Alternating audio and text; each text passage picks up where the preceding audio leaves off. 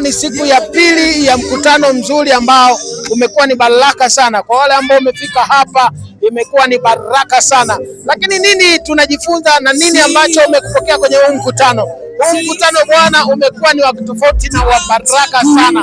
Kwa wewe ambaye umefika na ambaye uko mbali unatufuatia kwenye mitandao ya kijamii, hivyo unakaribishwa sana sana. Nini mtu amejifunza kwenye huu mkutano na nini ambacho amekipata? Unajisikiaje kuwepo kwenye mkutano huu? Najisikia vizuri sana. Nini ambacho umejifunza kwenye mkutano huu? Nimejifunza mambo mengi. Jambo la kwanza nimejifunza kwamba kuna watu wenye umoja sana. Kwanza nimefika nimepokelewa vizuri na wenyeji. Jambo ambalo nimefurahi sana. Kwa majina anaitwa Bekeli Mwinuka. Mama, Bwana Yesu asifiwe. Amina baba. Naona huko shamba huko vizuri kabisa. Nini ambacho umekipokea kwenye mkutano huu? Kwenye mkutano huu vitu vingi nimepokea. Bwana, unamwambia nini mtu ambaye hajaonekana hapa? Hajajionea uwepo ulioko kwa Yesu. Amina. Kwa majina yako unaitwa nani sasa? Naitwa Mzee Pimba Ngabo kutoka kwa mchungaji Peter Petro Chango. Bwana, kama unavyoona shamba iko vizuri kabisa. Lakini ndio niongee na mwimbaji mkubwa. Naweza nikasema malkia wa muziki. Tuko naye hapa. Mama, Bwana Yesu asifiwe. Amen, amen. Unajisikiaje kuwepo hapa? Vizuri sana kwa mkutano huu. Nini ambacho unachopokea kwenye mkutano hii? Nasikia nguvu za Bwana, naona Bwana watu wanaokoka, watu wanafunguliwa, na wakaribisha watu wote. Mungu anaonekana mahali hapa. Amina. Twende kwa majina yako, unaitwa nani na unapatikana wapi? Asante. Jina langu kwa majina naitwa Fiki Teremsha. Napatikana Mbeya mjini. Kwa sasa niko mkoa wa Songwe, maeneo ya Pemba. Amina. Bwana, nikisema huyu ndio malkia wa muziki, sisi nzima lazima ukute mama hapa. Mimi nafurahi ninapokuona. Amen, amen. Mwambie neno mtu anayekufuatilia muda huu. Asante. Mimi kwa muda huu nawakaribisha watu wote mnaotusikiliza sasa. Mahali hapa Mpemba Yesu yupo, anaokoa, anaponya. Kama kuna wagonjwa huko walete, wenye shida walete, Yesu atawafungua. Asante. Amina, ubarikiwe sana. Mama, Bwana Yesu asifiwe. Kwa majina yako unaitwa nani? Nini ambacho umekipokea kwenye mkutano huu?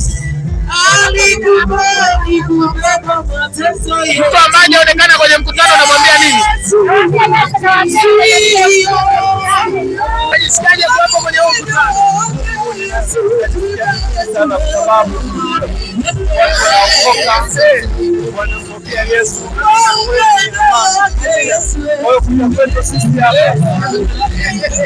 Hajajutia kuwepo hapa. Hajajutia kabisa kuwepo hapa. Lakini kuna wababa wengine hapa sasa hivi wako kwenye mpira. Unaambia nini ambao wanafuatilia mpira wasifuatilie mambo ya Mungu? Yaani ninawasihi kabisa kwamba waache kufuatilia bali wafuate Yesu. Amina. Kwa majina yako unaitwa nani?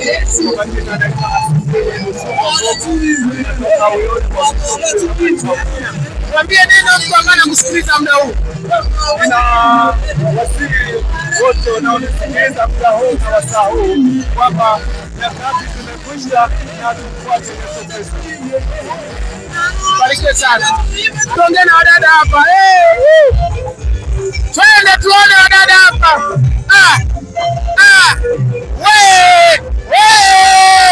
Namna hii. Unachelewa nini kwa Yesu?